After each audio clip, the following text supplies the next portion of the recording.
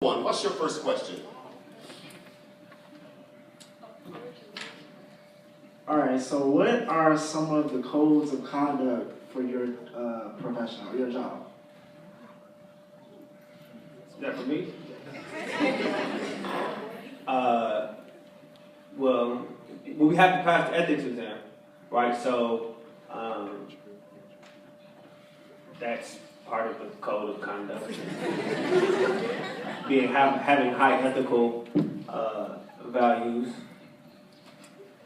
Integrity, stewardship, passion. I think I like to summarize it by saying, do the right thing when nobody is watching. Okay. Thank you very much, contestant number one. Contestant number two, what is your first question for the professionals?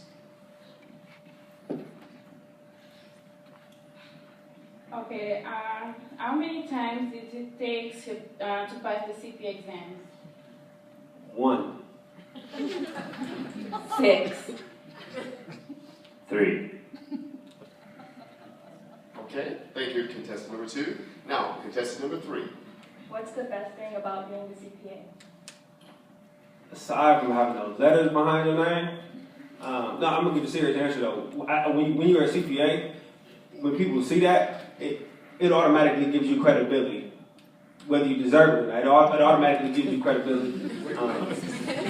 People will take whatever is coming out of your mouth in regards to the finance and accounting profession.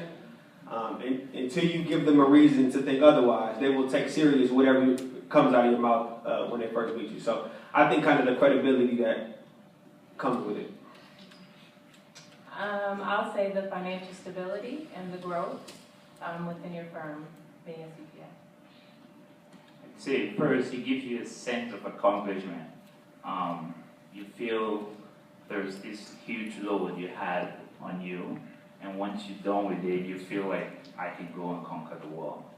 It also enables you to be able to come across very confidently, to be able to, convince, explain, portray, pursue, various avenues and let people know that this guy knows what he's talking about. So. Okay, thank you very much. That was the first round of questions, so we can have the contestants ask another set of questions. Contestant number one, ask your question. What did you do to celebrate when you passed the CPA exam?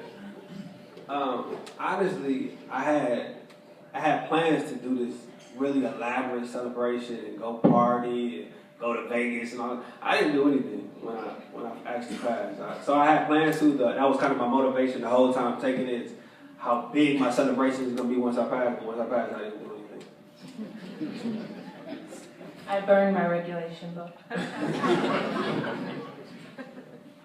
I bought a ticket and I went to England to watch some soccer games. So. Okay. Contestant number two, what's your question? How was the exam processed? How was it processed? Yeah. Very carefully, I hope. How was the process? Let's get prepared for the exam. Oh, preparing for the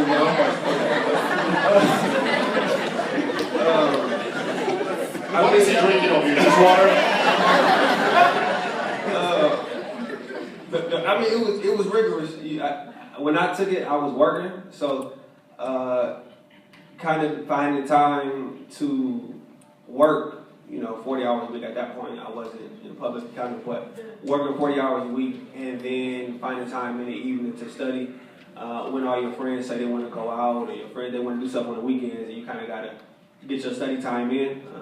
I think that discipline is tough, but you kind of learn as you go through and you take the test. You learn what works best for you and what your learning style is, and whether you find out by failing the exam or because sometimes that's the best way to learn is failure. But throughout the process, you kind of learn what works best for you, and that's kind of what I did. So.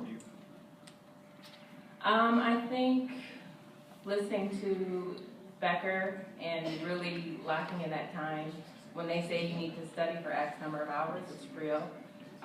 Doing the simulations over and over again, taking it until you're getting a 98%. If you think you're getting an 80 and you're good, you're not. because those questions aren't going to be the same ones that you're going to give when you start memorizing. So I would say taking the practice tests many times. If you need to study for 3 months before each exam, then that's what you need to do.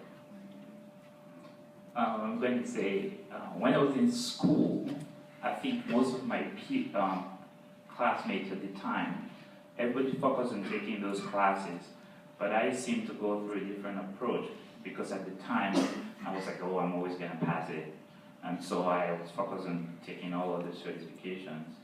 And when I started taking the CPA, of course, when I had started my job, I concur with him. It's quite a very difficult thing to do because you tend to work, and whenever you want to study, you're pretty much almost burned out throughout the day. So, in addition to what they both have said, I would strongly encourage everyone in here to try and take it once you're in school, or just right before you're about to start, because that is the time when you have, wheels are still spinning fresh. You have all the material and you have all the zeal to study. So the process was excruciating for me, but in hindsight, it's very doable. Thank you, professionals. Contestant number 3, what's your question? In 3 words, how has being the CPA changed your life?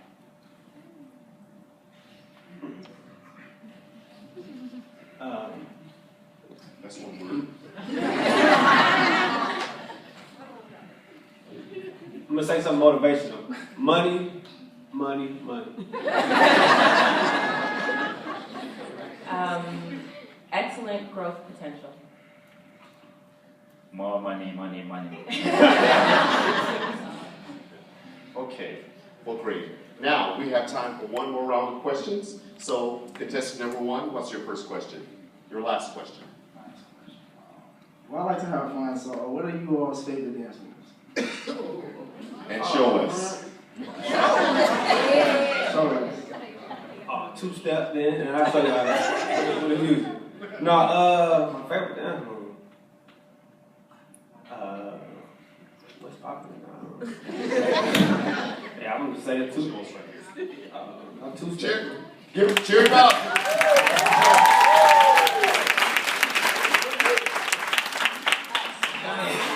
And get advice. Ask for advice. Get money twice. I'm from the dirty, but that Chico nice. Y'all call it a moment. I call it life.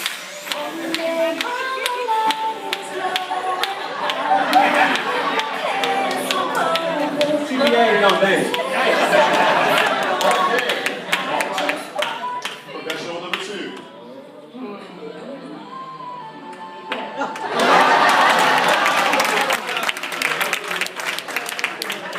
Girls CPA number 3, what's your move?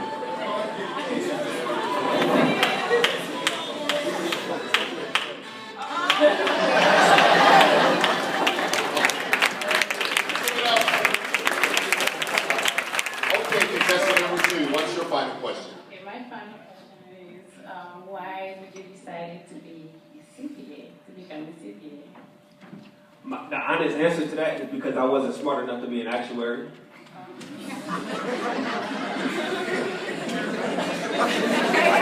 That's my honest answer. I went to school to be an actuary and I ain't like it, so I said I would go to accounting, and I decided to be an accountant. I was actually in computer programming and took an accounting class, and I actually liked it. So that's how I started. I had the joy of working before with the government, and someday I had a very top executive who came down to me and said, I think you should go study something else. Go into the world and see what is out there. Look for something that excites you. And I had had a bachelor's in economics. I had just completed an MBA. So in my mind, I was, what am I going to do? But then I started realizing to understand any business, there was no way you could do that without understanding what's going on with accounting. Accounting pretty much gave you the foundation. And so I decided to pursue that at UT. And I was lucky, I'd say, fortunate to be selected by the AICPA. I think if you guys come across that, you should apply for it. The Accounting Scholars Leadership Workshop. I think they have it, they have it every year. So I was fortunate to be selected. And once I went to that event, I met the AICPA president at the time and a couple of other professionals. And that just blew my mind away. And I was like, okay, I'm getting it done. Thank you.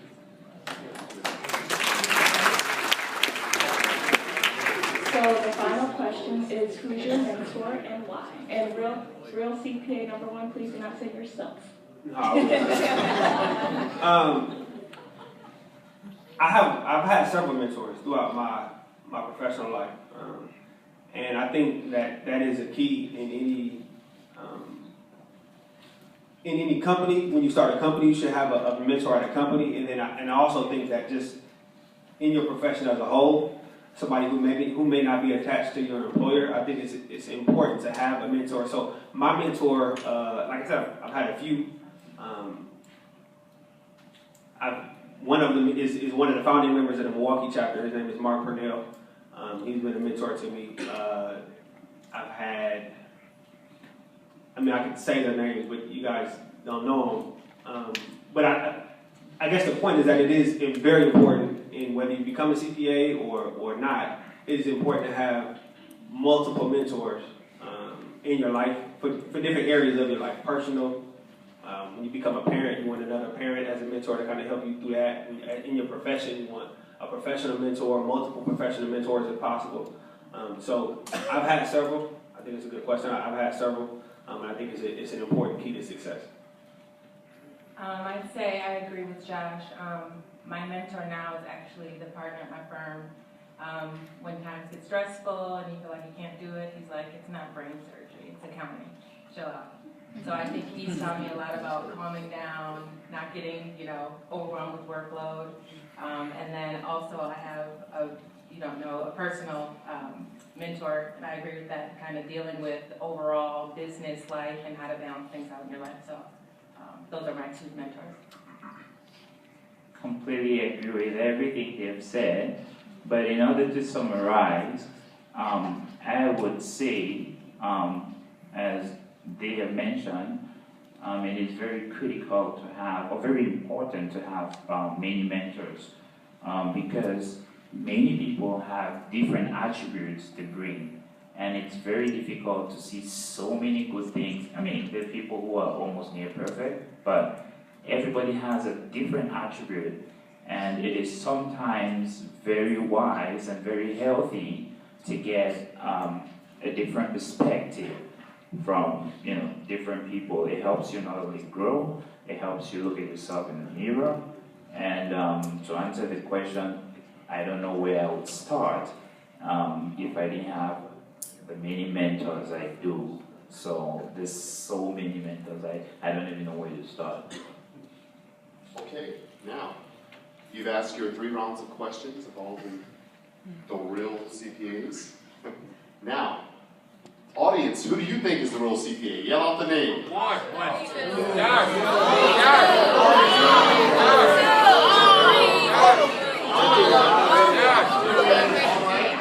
So, now, contestant number 1, who's your choice? Who is the real CPA?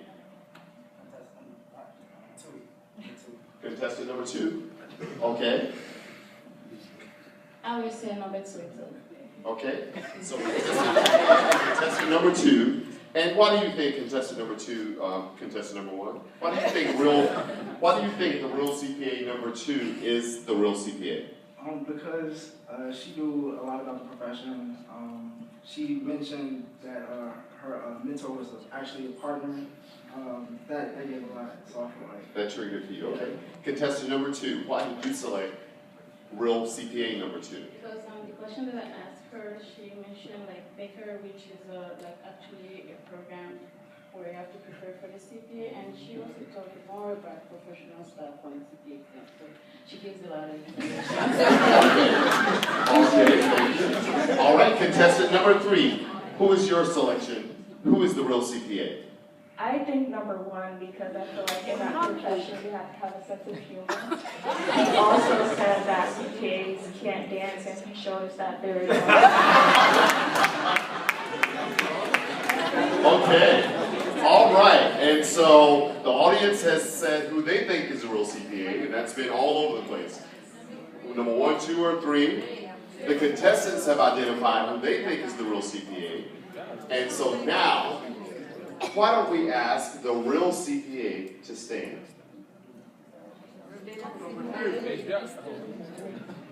Will the real CPA stand up?